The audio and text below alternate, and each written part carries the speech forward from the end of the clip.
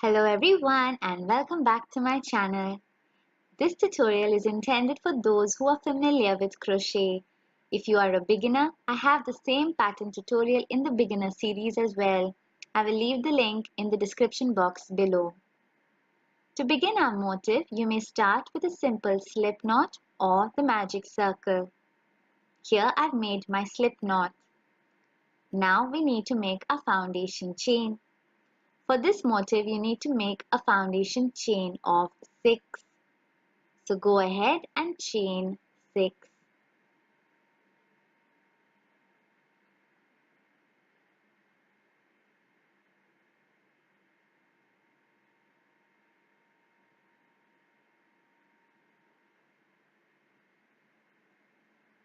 Once you've chained 6, you need to convert this foundation chain into a foundation ring. You need to work a slip stitch into the first chain. Now let's begin with row 1. You're going to start by making a chain 3. This chain 3 will count as one double crochet. When I say double crochet, I'm using the US term. Next, you need to make one proper double crochet stitch into the center of our foundation ring.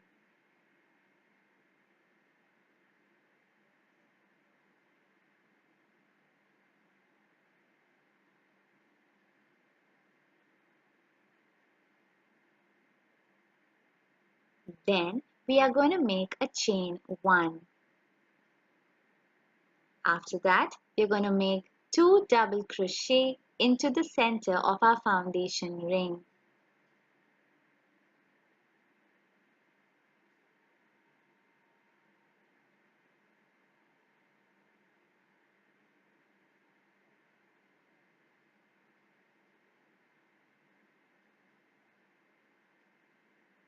After that, we are going to chain 1. This will be our repeat pattern for row 1. You're going to make 2 double crochet, chain 1, 2 double crochet, chain 1 again and again, and work your way all around till you get a total of 12 double crochet. This includes the chain 3 that we made at the beginning as well.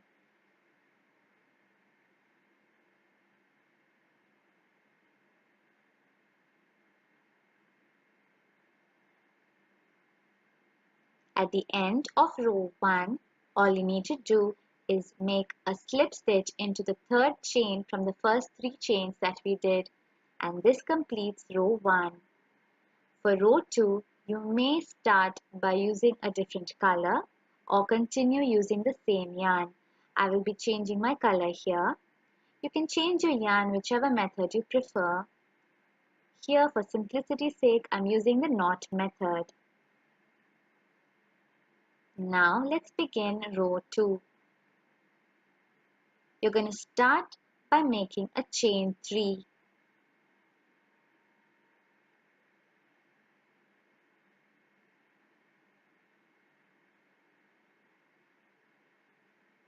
This chain 3 will also count as one double crochet. Next, you're going to make one proper double crochet into the same gap space that we attached our new yarn. So you're going to go back below the 3 chains that we just did, go back to that same space and work one proper double crochet stitch. Next, we are going to make a chain 2.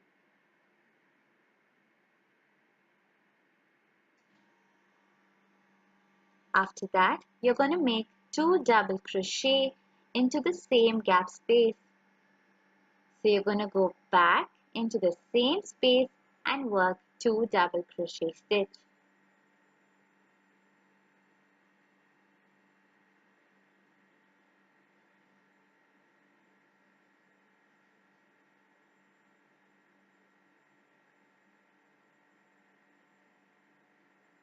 Next, you're going to skip the next 2 stitch spaces above the double crochet from the previous row and move straight into the next gap space. Into the next gap space, we will be working 2 double crochet, chain 2, and 2 double crochet stitches. In this row, we will not be working into any stitch spaces. Instead, we will be working only in gap spaces. And this is the basic repeat pattern. Into each gap space, work 2 double crochet, chain 2 and 2 double crochet.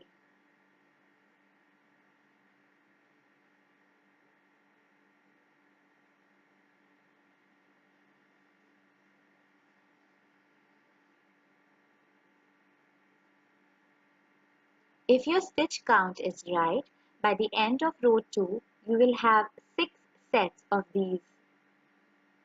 Make sure to work only in the gap spaces. The gap spaces are the spaces we made in row 1 when we chained 1.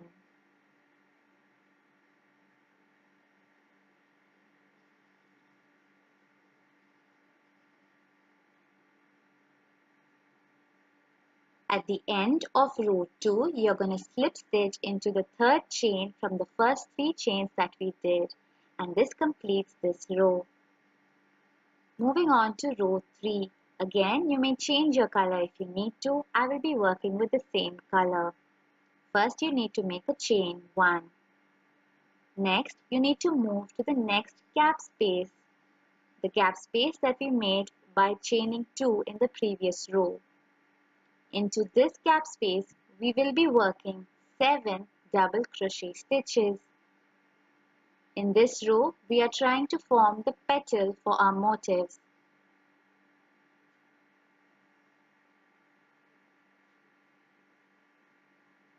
So go ahead and work 7 double crochet stitches into that large gap space from the previous row.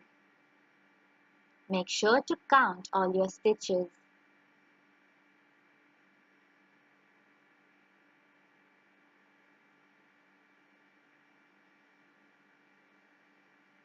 Next, you're going to move into the smaller gap space.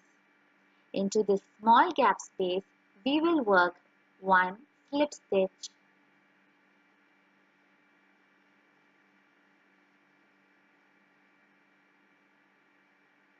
Make sure to identify your gap spaces properly. Just work a slip stitch into the small gap.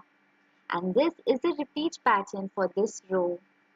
You're going to be working 7 double crochet into the larger gap spaces, and into the small gap spaces we just do a slip stitch. So into the next gap space here I'm working 7 double crochet. This is the larger gap space, the space created by our chain 2 from the previous row. After that, into the smaller gap space, I am working a slip stitch. Always identify your spaces correctly. Here I work a slip stitch into the small gap space. Moving to the next larger space, I work 7 double crochet.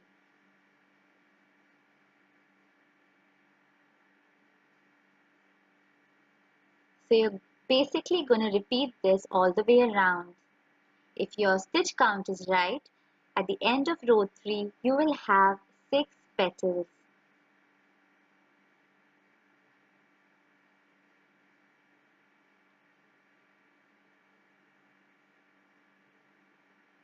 To finish row 3, you will make a slip stitch into the first chain that we made at the beginning of this row.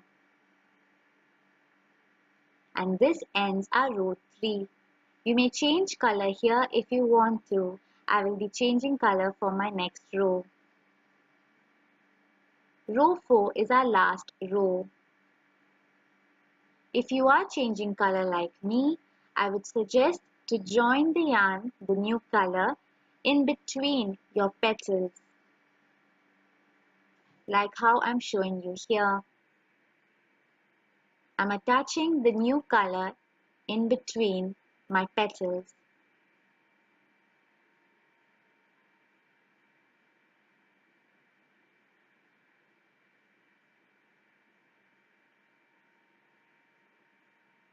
Once you've attached your yarn, you're going to start by making a simple chain 1. In row 4, all you will be doing is working 1 single crochet into every stitch space all the way around. So you're basically creating a border by just making 1 single crochet into each stitch space. So for the petals, you will have 7 single crochet, one on top of each of the double crochet from the previous row. So 7 single crochet around the top of the petal, like I'm doing here. Make sure to identify your stitch spaces accurately.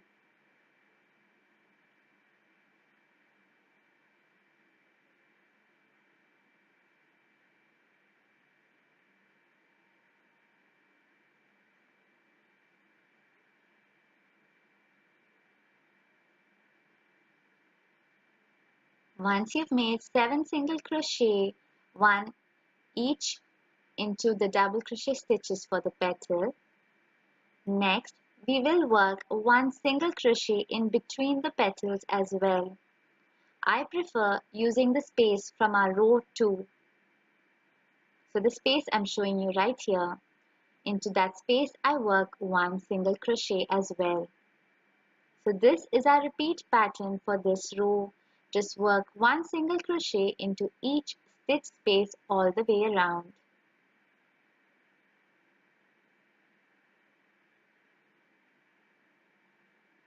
So you will have a total of 7 single crochet on top of the petal and 1 single crochet in between the petals.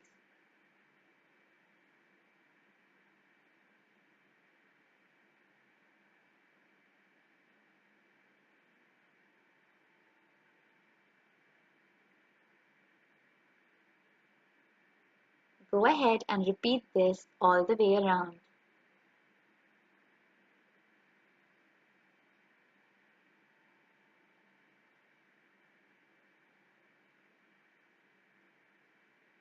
Here I'm showing it to you again.